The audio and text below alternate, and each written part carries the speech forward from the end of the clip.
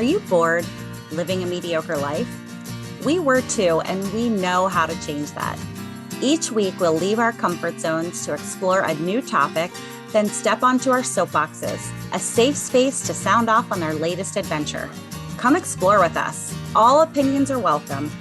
This is a mindset. This is a lifestyle. This is Siren Soapbox.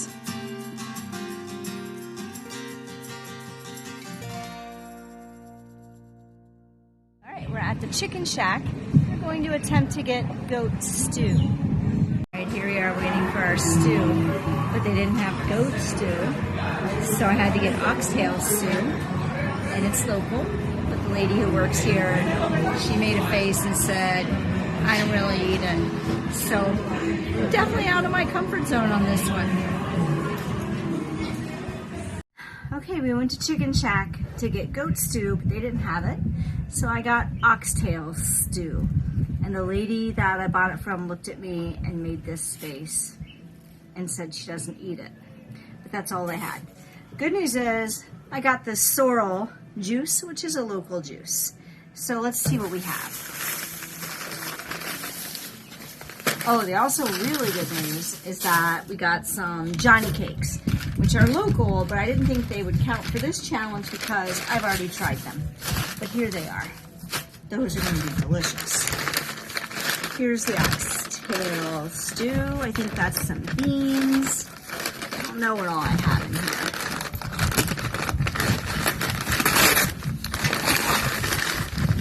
All right, this must be it.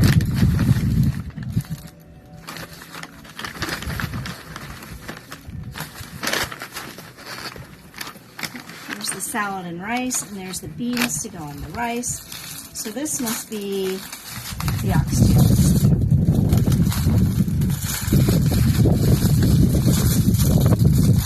Oh, I was hoping for a stew where I could just eat the broth, but I don't think I'm quite that lucky.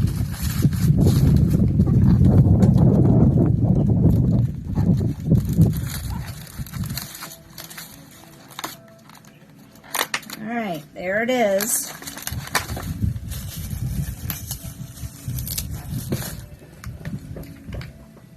This must be the tail of the ox. It looks delicious. I'll just take a bite of that right now.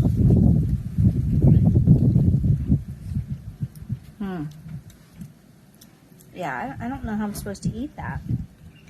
I don't know how you eat this. Here's more of it. Check it out. Whoa. See that bone sticking out? This is when I wish I was doing a vegan challenge again. All right, here we go.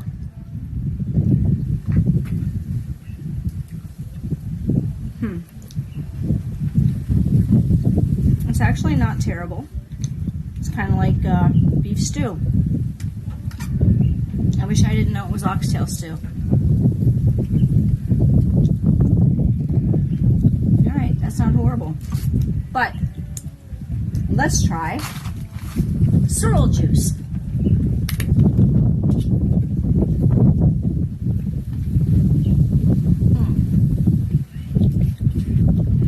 It kind of tastes like cloves. It's weird. A little bit of rice and beans. This is a delicious local dish that I've eaten a lot, and I love it. It's one of my favorites.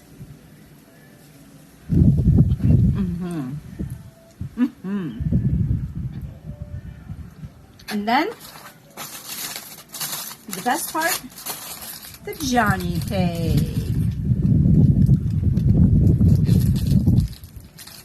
Not a horrible experience at all. Dive in, stay curious, and be happy.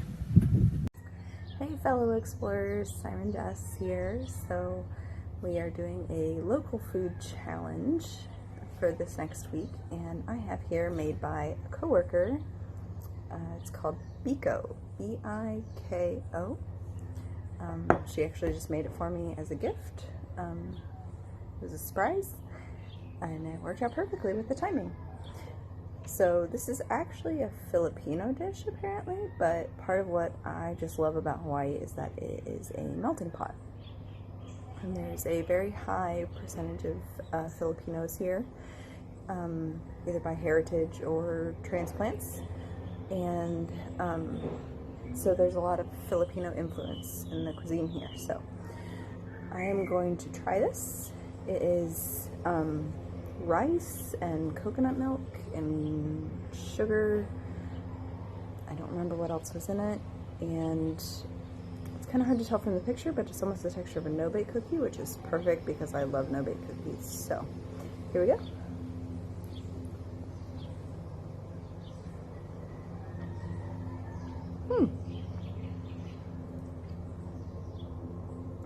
It's the rice is still kind of chewy, which is nice because it's got some texture. Not overly sweet, which is also very characteristic of Filipino cooking. And it's good. I have no idea if I'm supposed to be eating it cold or hot. I've been keeping it in the fridge because stuff here gets moldy really quickly with how humid it is. So I'm gonna have to check on that, but do recommend if you get the chance to try it. So hopefully a good chance to try something else new and weigh in for you guys. Until next time, dive in, stay curious, be happy. Thanks. Nope, I can't wait. Oh my god, look at that.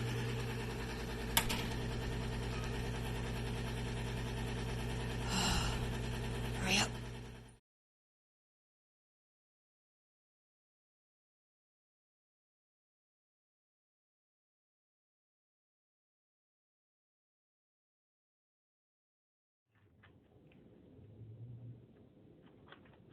Geta, Cincinnati favorite. This is the first time I ever made it though. And this is what it looks like after cooking for 3 hours.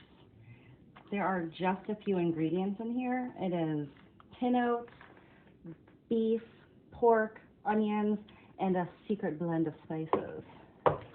And you cook it all up for 3 hours, then you put it in loaf pan and let it cool. And then you slice it into pieces that you'll fry up when you're ready to reheat it. And we only have 2 loaf pans, so we're hoping that 2 loaf pans is enough. But this is an awful lot of Geta. Isn't that like yummy?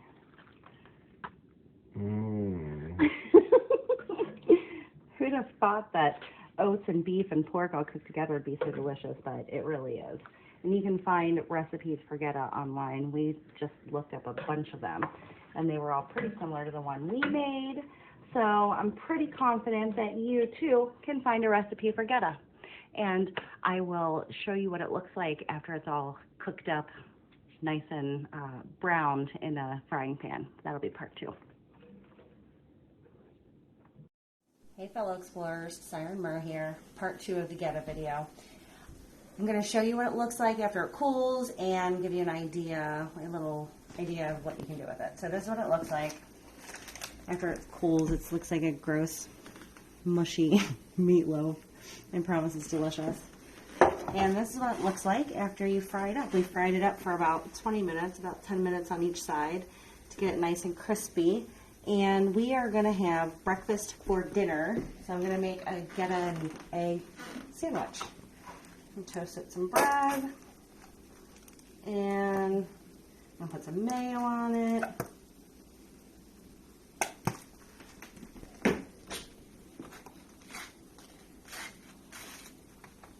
very much mayo. I'm gonna have to fix that.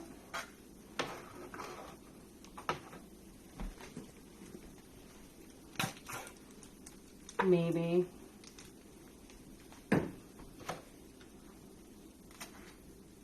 Alright, and then my egg is the one that has a little bit of yolk in it still. And then I'm going to take one piece of this together. Lay it right on top. You know what? I'm just going for the whole piece. Why not? Lay that on top. My nice little sandwich. All right, now I'm going to taste it for the first time. Oh, that's really good. I don't know why I'm so surprised, because geta is always delicious and we're great cooks. So, highly recommend you try making geta at home.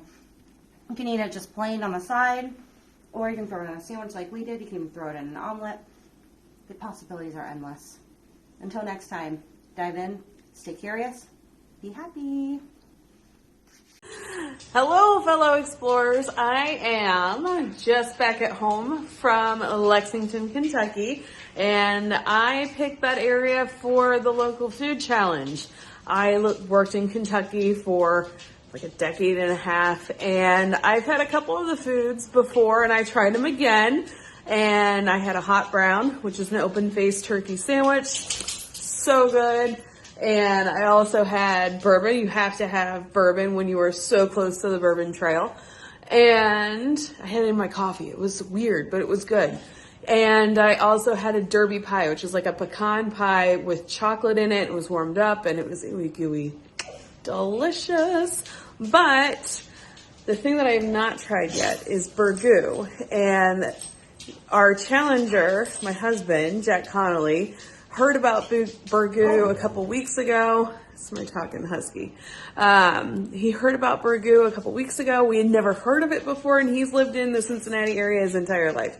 So we're going to try it later. I had to bring home a quart for them. Let's see if I can find it. Where did I put it? Oh, look, there's my vegan leftover stuff. So yeah, this is burgoo. It's like a stew, and people would put like anything they could find in these things, and they're all a little bit different. I guess some of the original ones had like squirrel and possum in it. I'm not sure if this is squirrel and possum in it. I didn't find out from the restaurant. I have to find the name of the restaurant. It was so delicious. If you're ever in Lexington, go. But yeah, this looks a little outside my comfort zone. For those of you that remember my vegan challenge, food is outside my comfort zone. So this is going to be interesting. And then I also had to bring home some mint julep, which is the official drink of the Kentucky Derby since 1938. So I will check back in later and give you an update. All right, I'm back and we are ready to try this burgoo. And we got it from the restaurant Stella's Kentucky Deli. So I don't think you can get more Kentucky than that. We're about to taste test this thing. I'm here with Jack. He's the reason we did this challenge because of burgoo. So he's got to try it with me. All right, I'm going to get a good... There's George. I think I have a pea in mine. Ooh, all right, dink it.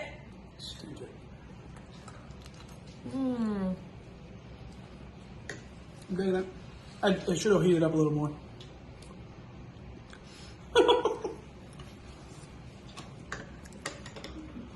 Maybe warm it will be better. You like it? Yeah. I'm gonna wash it down, mint julep. Yeah, your mint julep. Drink it. Oh God, this is good. That is better. I like that. All right, fellow explorers, until next time, dive in, stay curious, and be happy. Thank you so much for listening to this episode of Siren Soapbox, and a special thank you to C Strings for providing our music. Snag their latest EP from iTunes today. Follow the Sirens on all the social medias, and don't forget to tell your friends about us. Like and subscribe wherever you listen to your podcasts. We'll catch you next time on another episode of Siren Soapbox.